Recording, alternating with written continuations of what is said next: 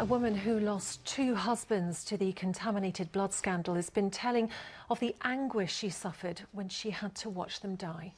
Liz Hooper from Shipston-on-Stour says her pain was made worse by the financial hardship that she endured.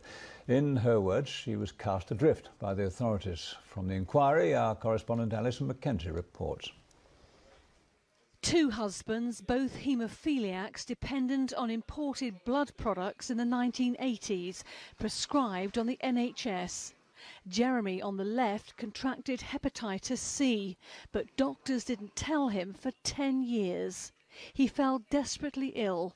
Today, his wife Liz told the Infected Blood inquiry of his final hours when he collapsed.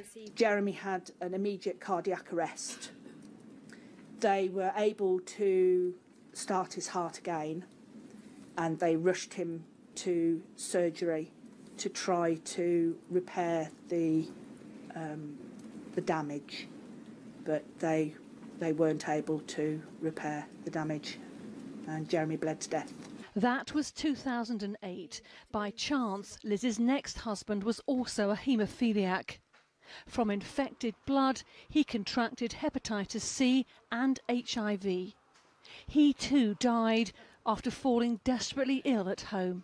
All these paramedics started to come in, and I whispered to him, "Don't you be dying on me, Hoopy. I'm not ready yet, so don't you be dying on me." And he said, "Don't be silly, don't be daft, you silly woman, I'm not going anywhere." But he never recovered. Today, with son Lewis at her side, Liz was one of hundreds who'll give evidence to the inquiry, seeking answers. It's not only the doctors. In fact, I feel that to some extent and purposes, the doctors were the puppets for those that are above the government, the pharmaceutical companies. They were the ones that were cutting the corners. They were the ones that were trying to save money. You know, they knew, and they didn't tell them. Why didn't they tell them? Why didn't they tell me and Jeremy that Jeremy had hepatitis C before I had my son? There are many more months of evidence to come in this inquiry. The chair, Sir Brian Langstaff, says he wants to help the families get to answers. Why so much harm was caused? Why wasn't more done to stop it? Alison Mackenzie, ITV News at the Infected Blood inquiry in London. CCTV